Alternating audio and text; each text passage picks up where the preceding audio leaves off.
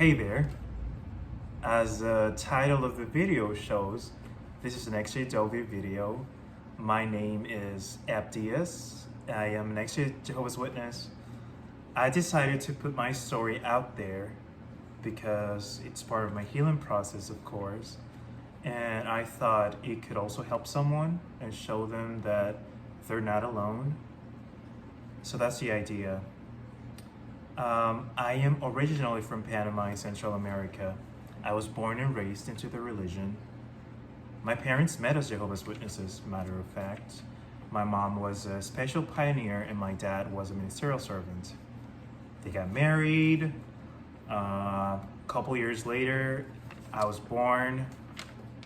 My first memories when it comes to the religion, as a kid, you don't really have a filter. So whatever your perception about the world is, you just say however you're processing it in your mind. So I remember when my mom would tell me things like Jehovah doesn't like that, when I wanted to watch a certain TV show that had magic in it, or I said that the Christmas lights were pretty, or wanted a piece of the birthday cake when visiting my cousin and his birthday was like 2 days before that. I remember at some point saying that, God, Jehovah is annoying. He doesn't like anything. He feels offended by everything I try to do. I just want to be a kid, Probably didn't word it like that, but that was the idea. That was my perception. The meetings were very boring, of course, for any kid. But as I grew older, I learned how to read. I became more into the spiritual activities, right? I started to read the literature, to prepare comments for the meetings. I would raise my hand and I would prepare for myself. Like, I would not wait for my mom to come and prepare it with me. I was that kind of kid that, the brothers and sisters in the congregation would tell their kids like, oh, you see that guy? You need to be like him, like that little guy over there. He doesn't need his mom and dad to tell him that, he needs to give out a comment and enjoy being here at the meetings.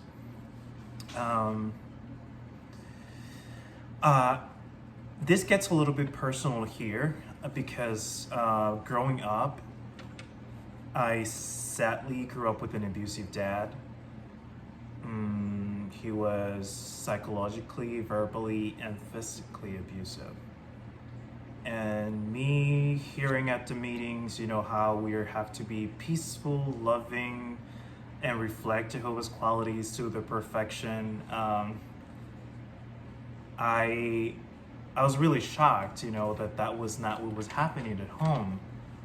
But at the same time, that would also say things like, salvation is, every person needs to earn their own salvation and have their own personal relationship with Jehovah. So I was like, okay, well, I'm going to try to do that.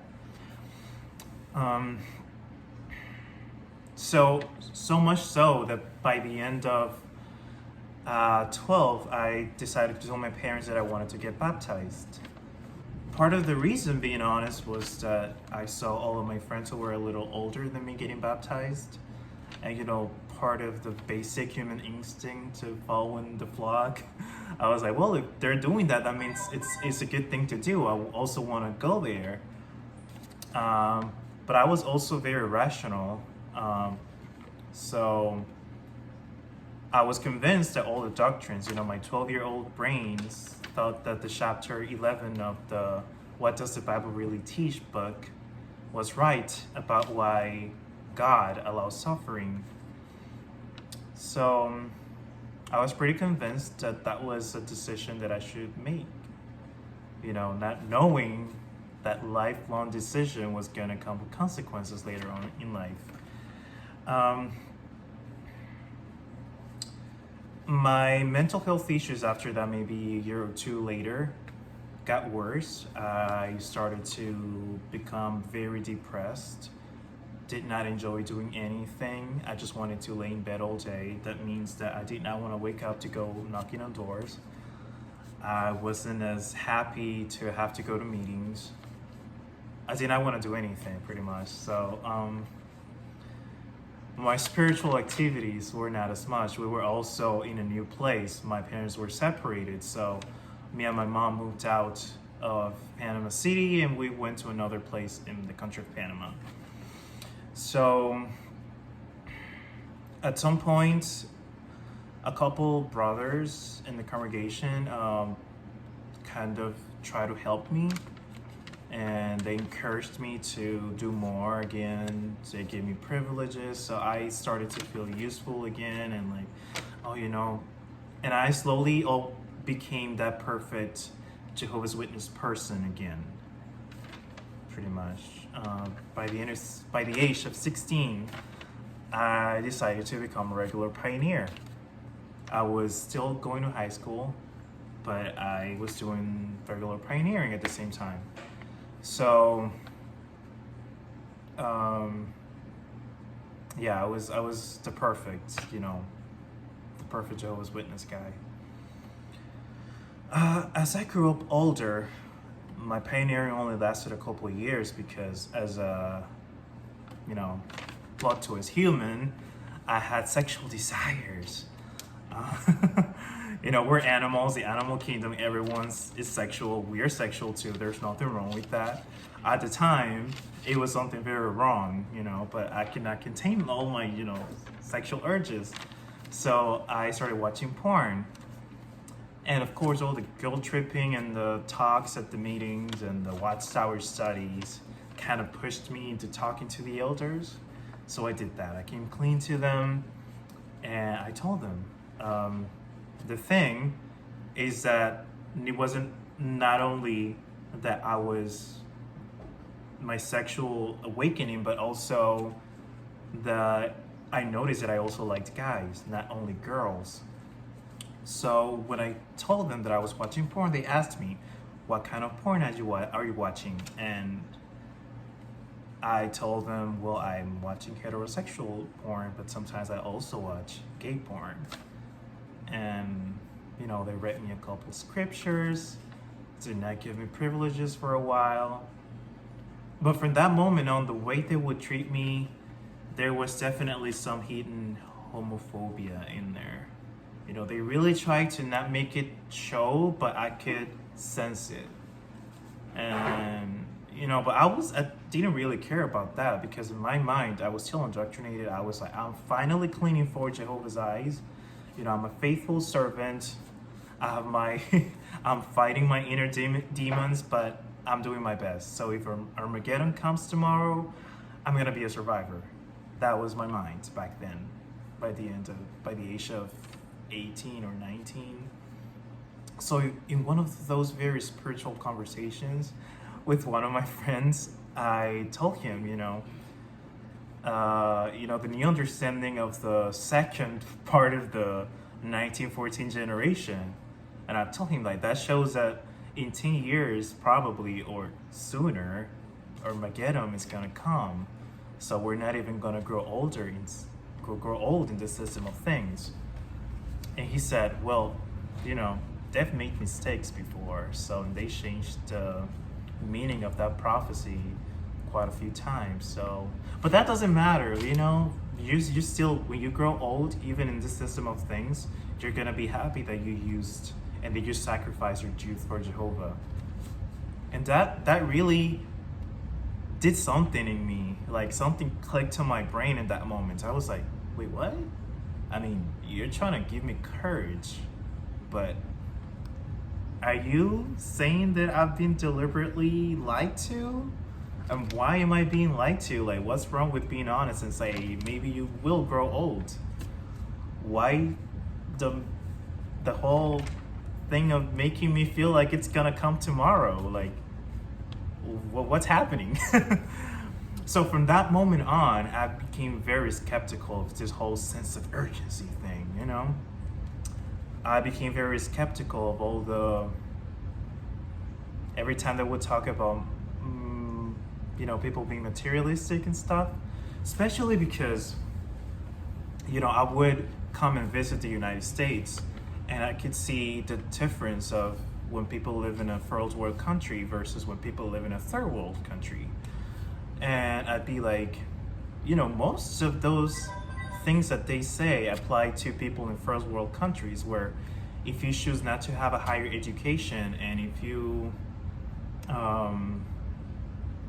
choose, to just do any type of job, you still have access to the basics. You can drive a car, you can pay rent, you can feed yourself properly. But in a country like the country I grew up in, that was not the case. If you live on a minimum wage, you are not really even able to feed yourself properly and pay rent at the same time. You got to choose one or the other.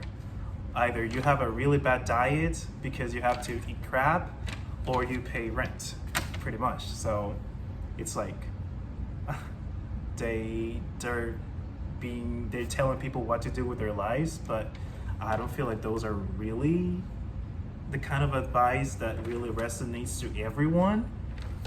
So I became very, very reluctant, and very, my critical thinking started kicking in. It was a 5-year process though. It took me quite a while. Then I started to accept my sexuality and realized that there was nothing wrong with that. I researched on the matter, and I was like, well, the only thing about homosexuality that makes it wrong, it's because the Bible apparently says so, but I've read things on the Bible that are morally kind of like questionable. So maybe a year and a half ago, for the first time, I started to watch apostate content.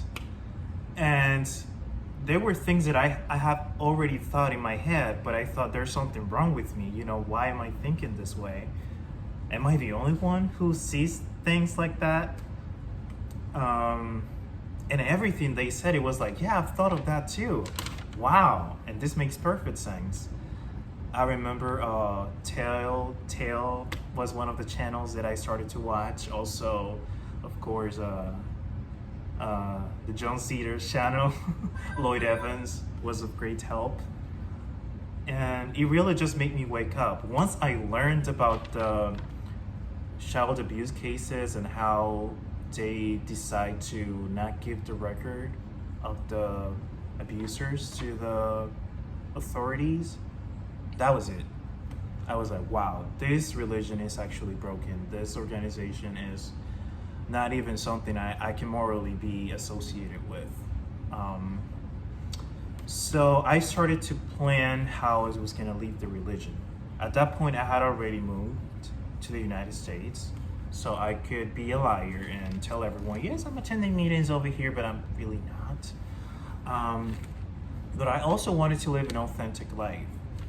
I did not want to, if I met someone and fell in love with someone, which is the case now, I'm falling in love with a guy, and I did not want that to.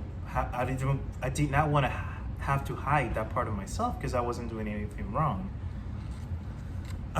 So I found the strength to come clean and make a public statement of one of my social media accounts, and just tell everyone, I consider myself pansexual. I consider myself agnostic. And I do not regret it. That's me. If you want to unfollow me, that's okay. Of course, I immediately had the elders calling me. I said, I have nothing to talk to you because I don't owe you anything. You can do whatever you see fit. They delayed it. They still tried to talk to me and ask me for my address here in the United States. And I guess they're trying to send one of the local elders to talk to me. I did not give them that. And it looks like they had this sacred overseer visit. And the sacred overseer, because at that point that was like a thing, like the gossip, everyone knew about it, about what I have said, and people were like, oh, he's gay, he's an apostate, blah, blah, blah.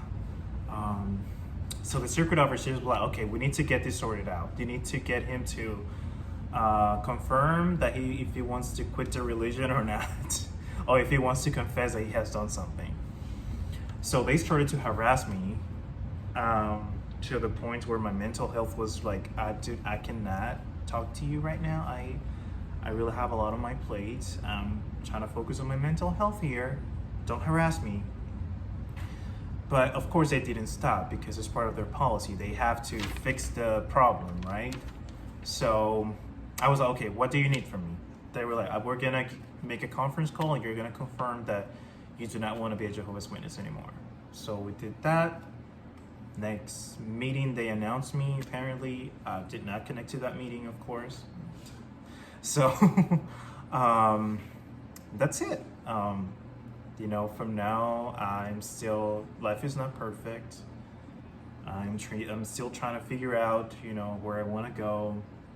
I have a lot of motivation though. I have a loving partner and life is pretty good.